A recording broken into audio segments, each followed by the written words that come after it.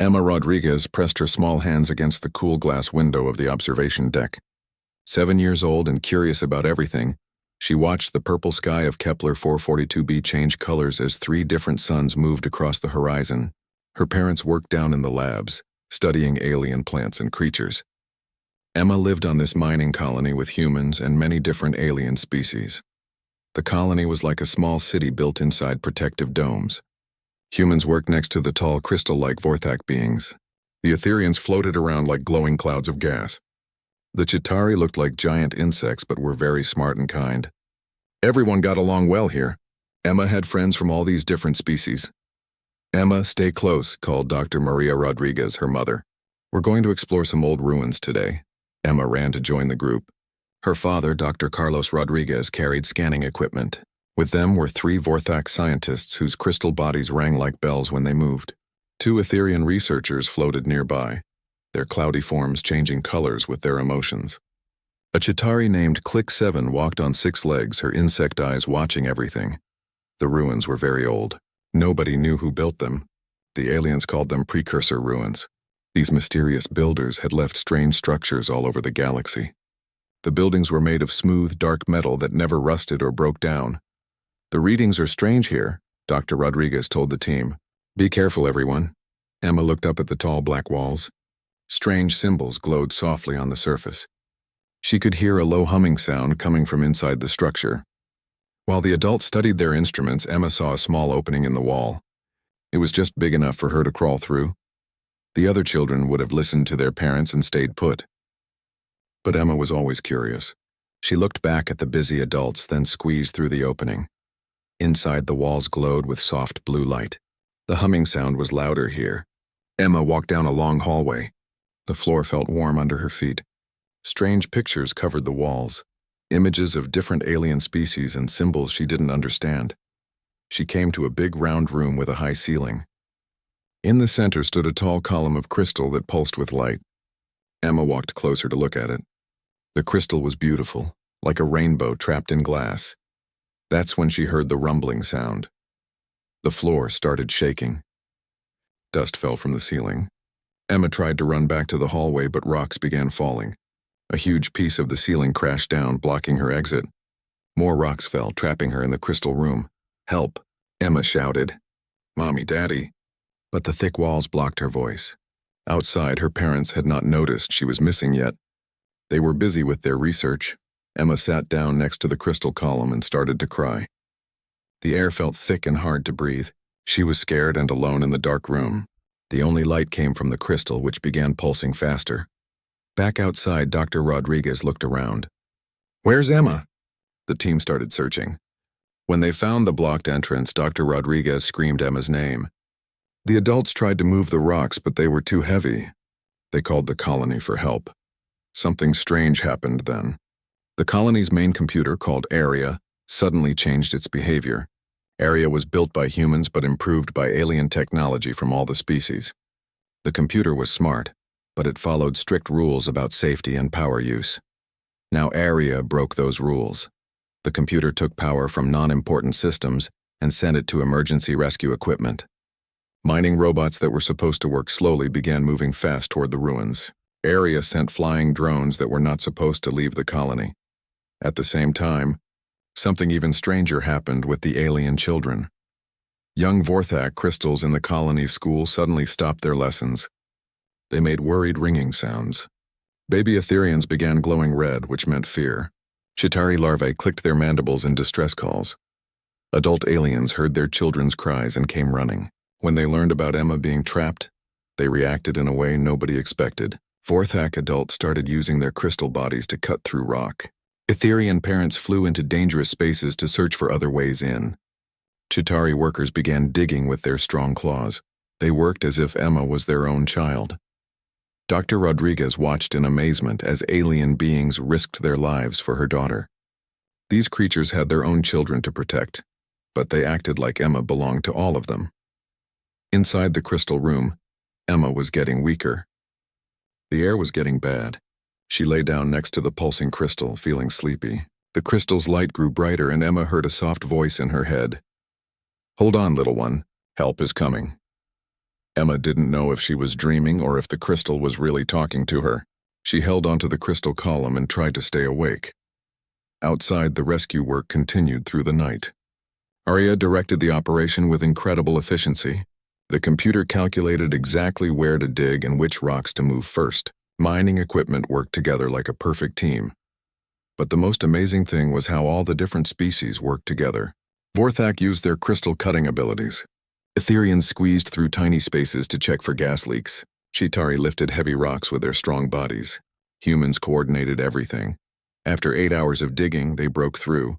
Dr. Rodriguez crawled through the tunnel they had made. She found Emma unconscious but breathing next to the crystal column.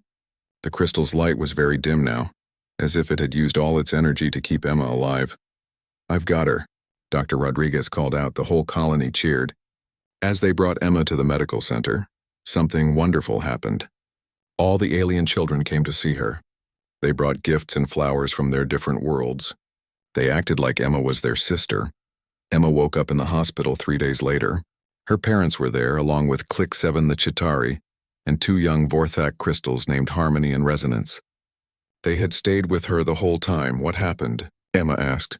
"You had an adventure," her father said, smiling with tears in his eyes. "And you made some friends." Emma looked at her alien friends. "Thank you for helping me." The Vorthak crystals rang like happy bells. Click 7 clicked her mandibles softly. "You are Pack Sister now, small Emma. We protect Pack Sisters." Emma didn't understand what Click 7 meant, but she felt warm and safe. She had always known the aliens were kind, but now she felt like she really belonged here. What Emma didn't know was that her rescue had created questions across the galaxy. Why had so many different species worked so hard to save one human child? Why had the computer acted beyond its programming? Why had alien children cried for a human they barely knew? Scientists and politicians were asking these questions. Some were worried about the answers they might find. But for now, Emma was safe, surrounded by friends who came from different worlds, but somehow felt like family. The crystal column in the ruins had gone dark and quiet, as if its job was done. The colony returned to normal life, but something had changed. Nobody knew it yet, but Emma's rescue was the beginning of something much bigger. The galaxy was about to learn a secret about humans that would change everything. Dr. Sarah Chen stepped off the transport ship onto the Kepler 442b colony platform. She was a xenopsychologist, which meant she studied how alien minds worked. The Galactic Science Council had sent her to investigate what happened during Emma Rodriguez's rescue. The rescue had made news across the galaxy. Never before had so many different species worked together to save one child from another species. The story was beautiful, but it worried some scientists and politicians. They wanted to know why it happened. Dr. Chen met with Dr. Rodriguez in the colony's main laboratory. Around them, humans and aliens worked side by side like always. But now Dr. Chen watched everything with new eyes. "Tell me exactly what happened," Dr. Chen said, setting up her recording equipment. Dr. Rodriguez explained the rescue again. As she talked, Dr. Chen noticed something interesting. 2 young Vorthak crystals were playing with Emma near the lab windows. A Chitauri adult was teaching human children how to identify different minerals. Etherian youngsters floated around human teenagers sharing some kind of game. "Has it always been like this?" Dr. Chen asked. "Aliens caring for human children?" "Well, yes," Dr. Rodriguez said. "We thought it was just because we all live together. Everyone helps everyone here." But Dr. Chen knew that wasn't normal. On most mixed colonies, species stayed mostly separate. They worked together, but they didn't usually care for each other's children like family. Dr. Chen spent the next month studying the colony. She interviewed everyone and ran many tests. She measured brain waves, stress hormones, and neural activity. What she found amazed her. When human children were around, alien adults showed the same protective brain patterns they had for their own young. Their stress levels went up when humans were in danger. They released the same chemicals that made them want to protect and care for others. But the most shocking discovery came when Dr. Chen studied Emma herself. Emma's brain produced a special kind of neural field. It was very weak, but Dr. Chen's sensitive instruments could detect it. This field seemed to trigger protective responses in alien brains. It was strongest in human children, but existed in all humans at lower levels. Dr. Chen called it the guardian frequency. She tested her theory carefully. When Emma played with alien children, Their parents watched her just as carefully as they watched their own young.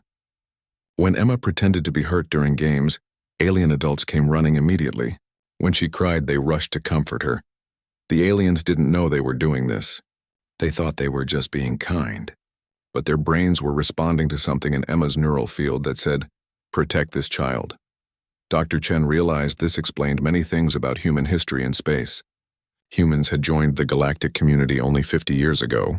They were newcomers with simple technology. Yet other species had welcomed them unusually quickly. Trade agreements came easily. Diplomatic missions succeeded more often than expected.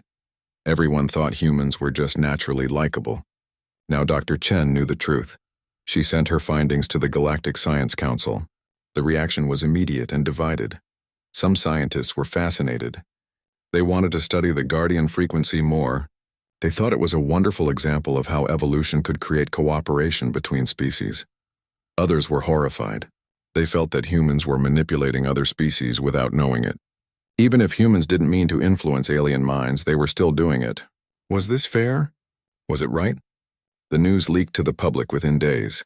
On Earth, people reacted with shock and confusion. Protesters gathered outside government buildings. Some carried signs saying humanity accidental manipulators. Others said we didn't choose this gift. Many humans felt guilty. Had their friendships with aliens been real? Or were aliens only nice to them because of brain chemicals they couldn't control? But the strongest reaction came from a group called the Hegemony. The Hegemony was part of the powerful Zephyrian Empire.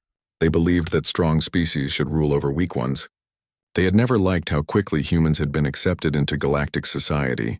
Now they finally understood why. Lord Commander Vex Terra of the Hegemony called an emergency meeting. Around him sat representatives from several militant alien factions. These were groups that already disliked humans or felt threatened by their influence in galactic politics, you see? Vex Terra said, his scales changing to angry red colors. The humans have been controlling our minds, making us weak, making us protect them when we should have destroyed them. A Saurian general nodded his massive head. My people have been sending resources to human colonies. I thought it was good trade. But now I know the truth. The humans made us want to help them. This Guardian frequency is a weapon, added a crystalline war leader. They use it to make us serve them. Our children feel protective of human younglings while human adults take our resources and influence our politics. Vex Terra stood up, his tall form casting shadows on the meeting room walls. The humans call it a Guardian frequency. I call it mind control, and mind control is an act of war. The meeting continued for hours. They planned a response to what they called the human threat. They would need to move carefully. Many species still felt protective of humans, but the Hegemony had technology that might help. They had been working on psychic dampeners, devices that could block mental influences. Originally designed to stop telepathic attacks, these devices might also block the Guardian frequency. Meanwhile, on Earth, Dr. Chen's discovery created a crisis in the government. President Williams called an emergency session of the Global Council. We need to decide how to handle this, President Williams said to the gathered leaders. Some of our own people think we should isolate ourselves. They say it's wrong to influence other species, even accidentally. Secretary of Defense Martinez disagreed. We can't just abandon our colonies and allies. This Guardian frequency isn't something we can turn off. It's part of who we are. But is it right? Asked Dr. Elizabeth Hawkins, the Chief Ethics Officer. If we know we're influencing alien minds, don't we have a responsibility to stop? The debate went on for days. Some humans wanted to withdraw from galactic society. Others argued that the Guardian frequency had helped create peace between species. Shouldn't they use this gift to make the galaxy better? While Earth debated, the first attacks began. A human research station in the Outer Rim went silent. When rescue ships arrived, they found the station destroyed and all personnel dead. Security recordings showed Hegemony ships attacking without warning. 3 human diplomatic missions were assassinated in the same week. Human trade ships started disappearing. The attacks were careful and planned. The Hegemony was testing whether other species would really protect humans, or if the psychic dampeners worked. On some worlds, local aliens tried to help humans under attack. But on others, where dampener technology had been secretly installed, aliens watched human settlements burn and felt nothing. The galaxy began to fracture. Species that had worked with humans for decades suddenly questioned everything. Had their cooperation been real? Were their feelings of friendship just chemicals in their brains? Back on Kepler 442b, Emma Rodriguez watched the news with her parents. At 7 years old, she didn't understand all the big words, but she could see that adults were scared and angry. "Mommy, why are people mad at us?" she asked. Dr. Rodriguez hugged her daughter tightly. "Some people think we did something wrong, sweetheart. But we didn't mean to." Emma looked out the window at her friends. Harmony and Resonance, the Vorthak crystals, Click 7, the Chitauri, and Drift Song, the young Etherian. They were playing together like always. "My friends still like me," Emma said. Her mother smiled sadly. "Yes, honey. Real friends always do." But even as she said it, Dr. Rodriguez wondered if that was true. Were these friendships real? Or just biology? Deep in space, ancient systems that had been sleeping for millions of years detected the growing conflict. Warning signals traveled through networks older than any current civilization. Something was stirring in the dark between stars. The Guardian frequency hadn't been an accident. It had been a test, and the galaxy was starting to fail. Admiral Elena Reyes stood in the war room deep under Earth's capital city. Around her, holographic displays showed the galaxy in red and blue lights. Red showed places where humans were under attack. Blue showed safe zones. There was too much red. "Give me the latest reports," Admiral Reyes said to her intelligence team. Commander Jackson pointed to the displays. 17 human colonies have been attacked in the past month. The hegemony is moving faster than we expected. They're not just hitting military targets anymore. They're going after civilian settlements, research stations, even schools. Admiral Reyes felt anger burning in her chest. She had spent 30 years protecting human interests in space. She had fought pirates, negotiated with aliens, and built the Earth Defense Force into something respected across the galaxy. Now she watched it all falling apart. "What about our allies?" she asked. "That's the problem," said Dr. Lisa Park, the intelligence analyst. "We're not sure who our allies really are anymore. The hegemony has been spreading psychic dampener technology to dozens of worlds. When aliens use those devices, they stop feeling protective of humans. Some of our oldest allies are suddenly acting cold and distant. The psychic dampeners were small devices that blocked the Guardian frequency. The hegemony claimed they were freeing aliens from human mind control, but Admiral Reyes knew it was more complicated than that. "Show me the Arcturus incident again," she said. The main display changed to show a recording from Arcturus Station. A human diplomatic team was meeting with Arcturian officials to discuss trade agreements. Everything seemed normal until security alarms started ringing. Hegemony soldiers burst into the meeting room. But instead of fighting back, the Arcturian officials just watched. They didn't try to protect the humans or call for help. They stood there like statues while the hegemony soldiers shot the entire diplomatic team. "The Arcturians had been our allies for 20 years, Commander Jackson said quietly, but they had installed dampener technology 2 weeks before this attack. When the shooting started, they felt nothing. They just watched our people die."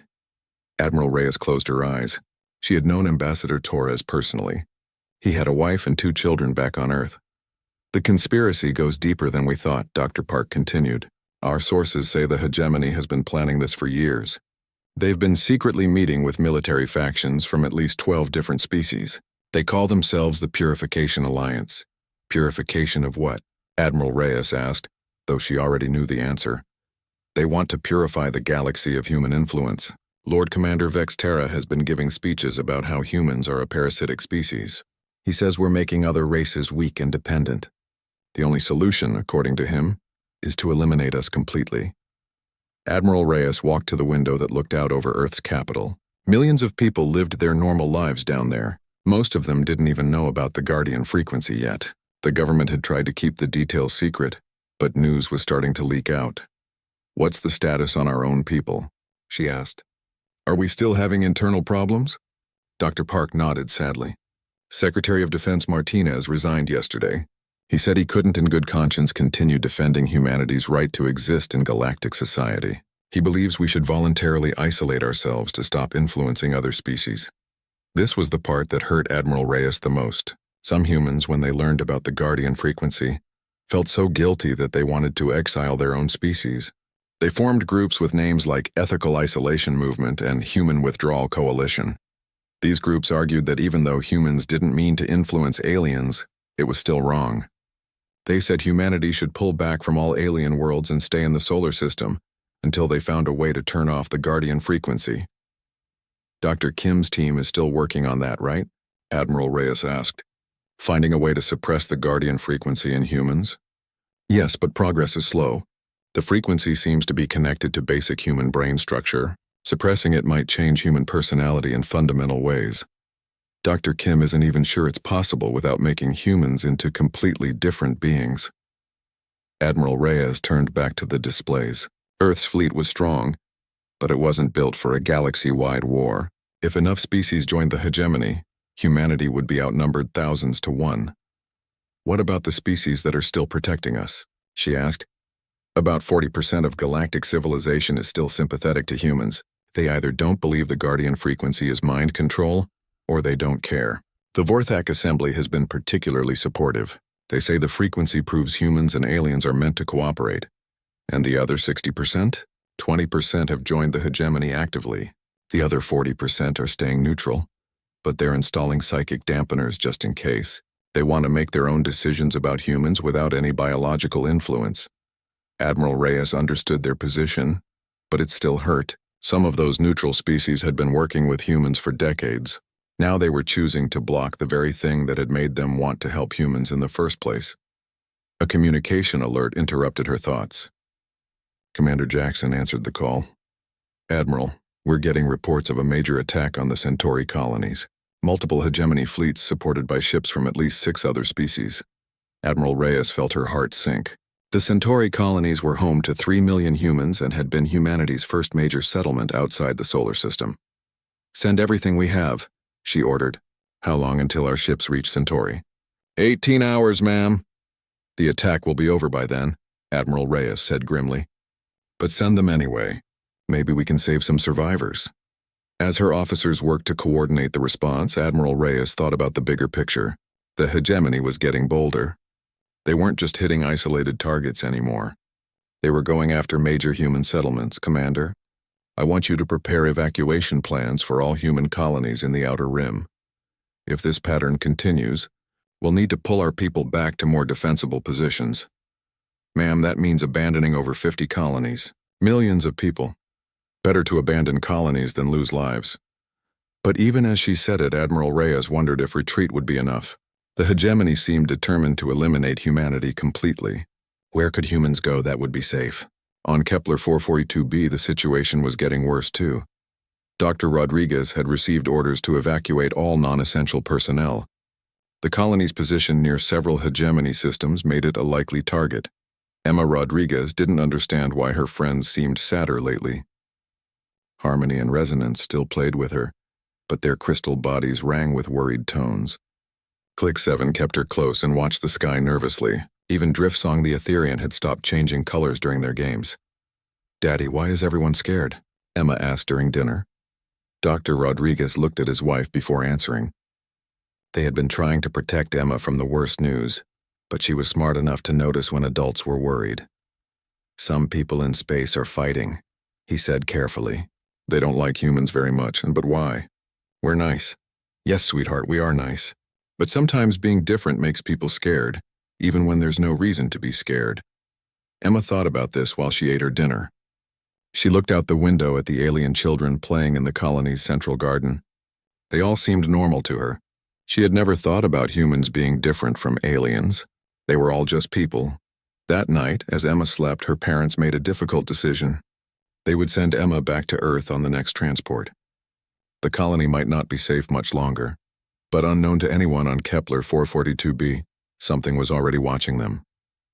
Deep underground, in the precursor ruins where Emma had been trapped, ancient systems were coming back to life. The crystal column that had helped keep Emma alive began to glow again. Energy patterns that had been dormant for millions of years started flowing through hidden networks. Warning signals traveled faster than light to receivers scattered across the galaxy. In the depths of space, between star systems where no one ever traveled, massive shapes began to move.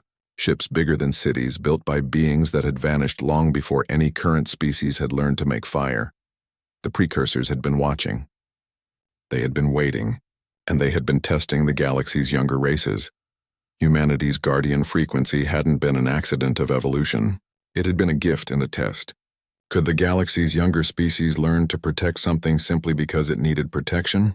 Could they grow beyond their tribal instincts and care for beings different from themselves? The galaxy was failing the test. Deep in precursor space, ancient minds that had slept for eons began to wake up. They looked at the growing violence against humanity and made a decision that would change everything. The test was over. Now came the judgment. Admiral Reyes would have been terrified if she had known what was coming. But she might also have been relieved. Humanity was about to receive protection from the most powerful force the galaxy had ever known. The question was, what would that protection cost? Captain Rosa Martinez was commanding the cargo ship New Hope when the impossible happened.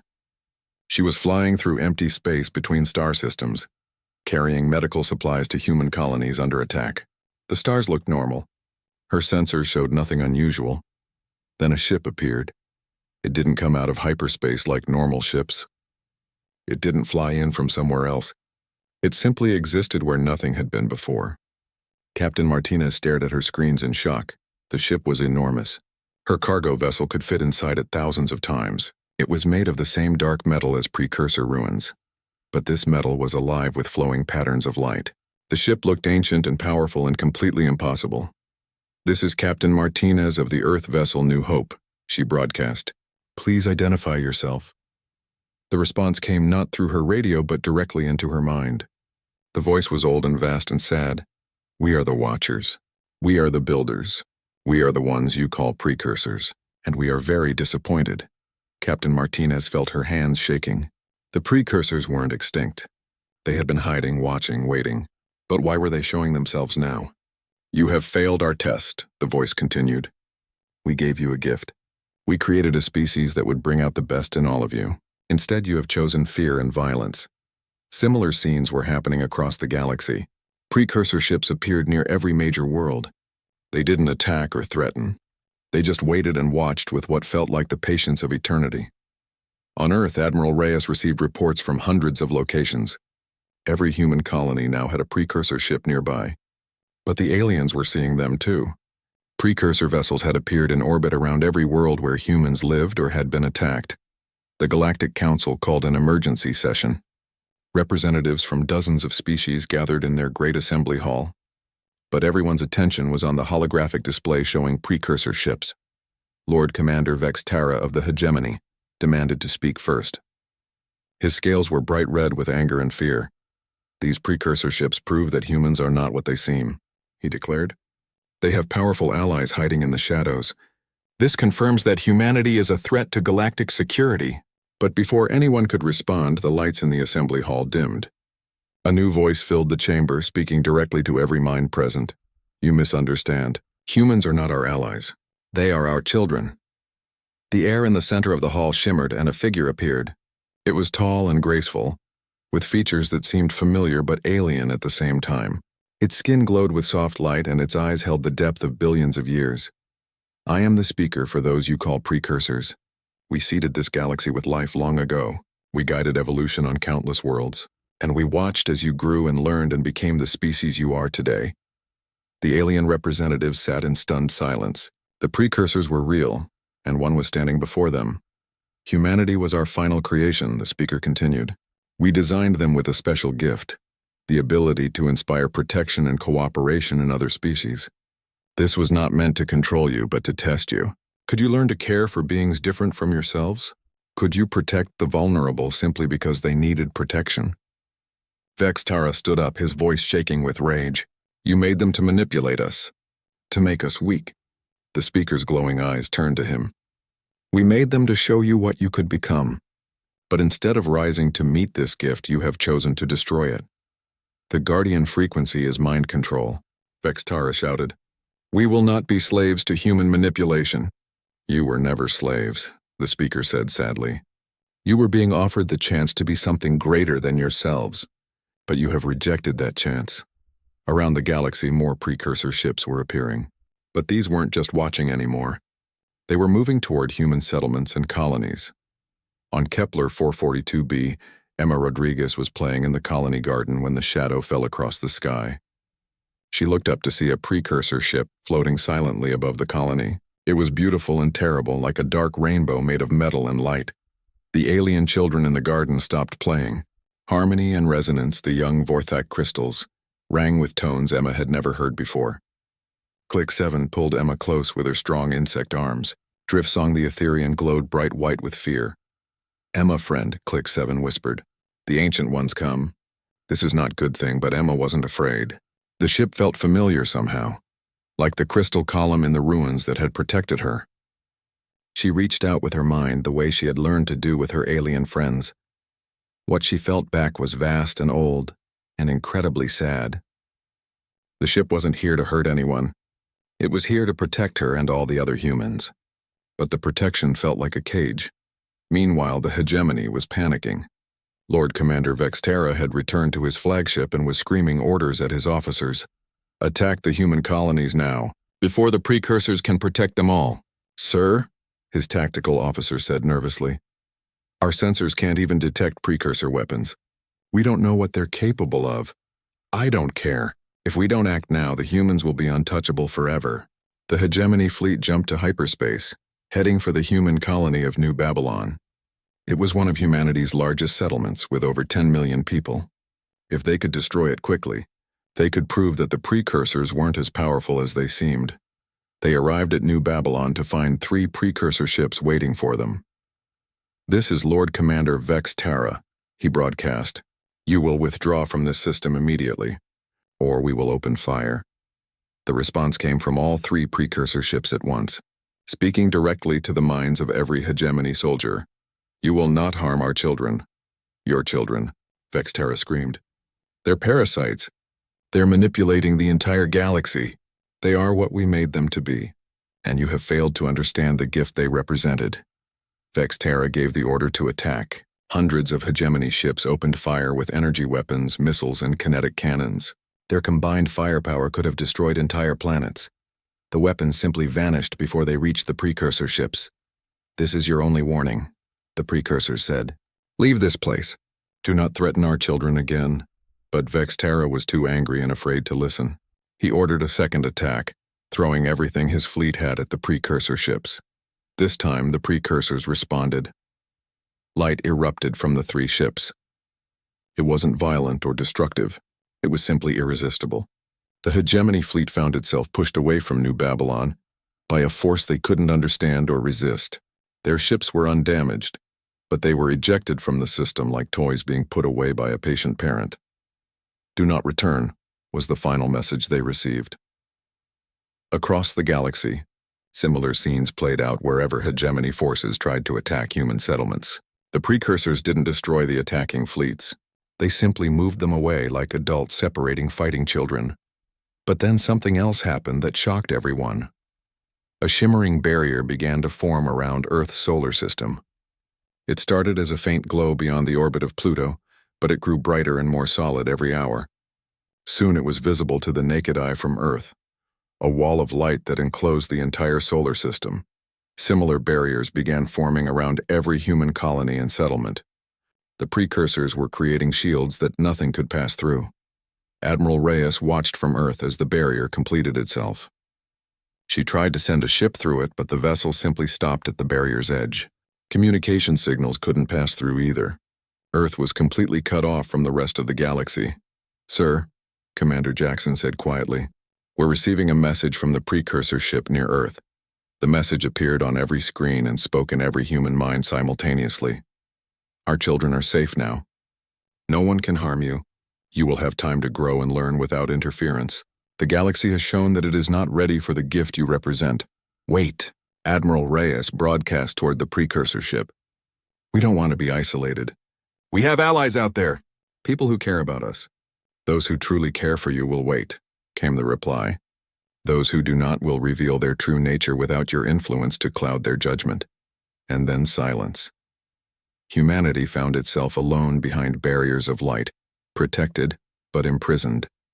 Outside, the galaxy discovered what it was like without humans. Without the Guardian frequency to inspire cooperation and protection, old conflicts began to resurface. Species that had worked together for decades started arguing over resources and territory. Trade agreements fell apart. Diplomatic missions failed. The galactic community that had grown around humanity's presence began to crumble. Emma Rodriguez stood at the window of her family's quarters on Kepler 442b, looking up at the barrier that surrounded their colony. She couldn't see her alien friends anymore. The precursors had sent all non-humans away before creating the shield.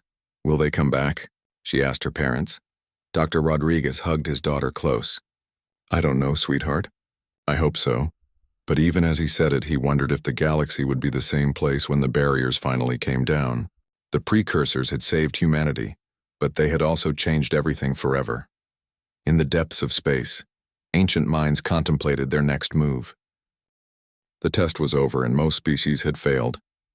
But perhaps the 10 years had passed since the barriers went up. Emma Rodriguez was 17 now, tall and confident with eyes that held wisdom beyond her years.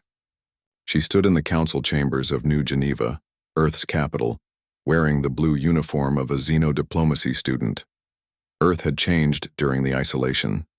Without the need to worry about galactic politics or alien attacks, humanity had focused on growing and learning. Technology had advanced rapidly with access to precursor databases. Cities were cleaner and more beautiful. People seemed happier and more peaceful. But Emma remembered what it was like before the barriers. She remembered her alien friends and the feeling of being part of something bigger than just humanity. The question before us today, said President Chen, addressing the Global Council, is whether we should ask the precursors to lower the barriers. We have received their offer to do so, but the choice must be unanimous. The debate had been going on for months. Some humans wanted to stay safe behind the precursor shields. Life was good here. Why risk going back to a galaxy that had tried to destroy them? Others argued that isolation was a form of death. Humanity was meant to explore, to meet new species, to be part of the larger universe, even if it was dangerous. The reports from our scout probes are disturbing, said Dr. Kim, now the director of Galactic Affairs. Before the barriers went up, she had managed to send several small probes through the shields. They had been sending back information about the galaxy outside.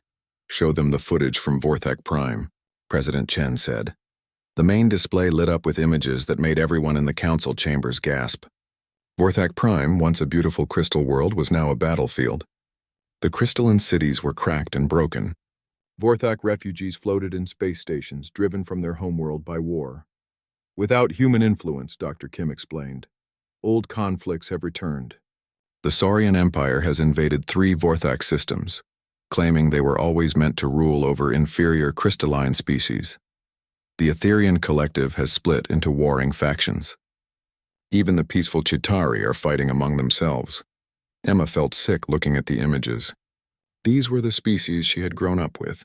Harmony and Resonance, her Vorthak friends, might be among those refugees. Click 7 could be caught in the Chitauri civil wars. The galaxy has lost over 2 billion beings to wars in the past 10 years.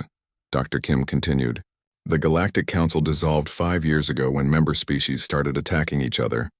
Without the Guardian frequency to inspire cooperation, the galactic community is falling apart.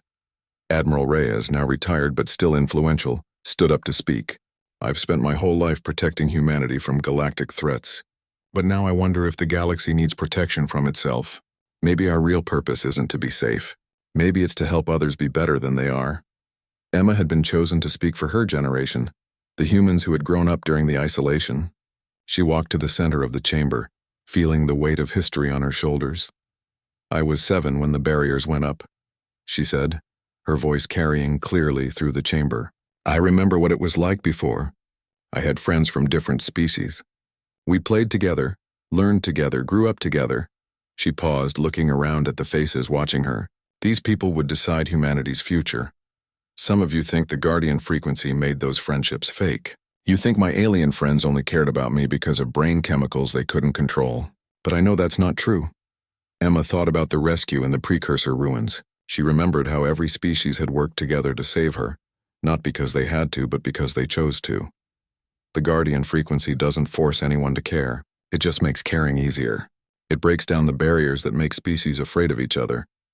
And yes, maybe that influenced their feelings, but what they did with those feelings was still their choice. She activated her personal display, showing pictures from before the barriers. Alien children playing with human children. Mixed crews working on space stations. Scientists from different species sharing discoveries. Look at these pictures, Emma said. Do these look like beings who were forced to cooperate? Or do they look like people who found something worth protecting together? An elderly councilman raised his hand. But child, if we go back out there, some of those species will try to kill us again. The hegemony is still active. The psychic dampeners are still being used. We could face the same violence we escaped from. Emma nodded. Yes, sir. Some will try to hurt us, but others are suffering without us there. The Vorthak refugees, the fighting Etherians, the divided Chitauri. They need someone to help them remember what cooperation looks like. She turned to address the entire council. The precursors gave us a gift. Not the Guardian frequency, that was just a tool. The real gift was the chance to show the galaxy what it could become. We failed that test the first time, because we didn't understand what we were supposed to do. But now we know. And what are we supposed to do? President Chen asked. We're supposed to be shields, Emma said simply. Not barriers that keep others out, but protection for those who need it. The galaxy doesn't need us to hide behind precursor shields. It needs us to become shields ourselves. The chamber fell silent. Emma's words hung in the air like a challenge. I want to see my friends again. Emma continued, her voice softer now. I want to know if Harmony and Resonance survived the wars. I want to help Click 7's people remember how to work together instead of fighting. I want to meet new species and learn new things and be part of something bigger than just Earth. She looked directly at President Chen. But most of all, I want to give the galaxy another chance to pass the test. Because maybe the test isn't over. Maybe it only ends when everyone learns to protect each other, even when it's hard. The vote was close. Many humans were afraid to leave their safe isolation. But Emma's words had touched something deep in the human spirit. The need to explore, to help, to be part of something greater. When the final count was announced, the result was 847 votes in favor of lowering the barriers, 743 against. It was just enough. President Chen activated the communication system that could reach the precursor ships. This is President Chen of Earth. We have made our decision. We choose to return to the galaxy. The response came immediately, speaking to every human mind on Earth simultaneously. Are you certain?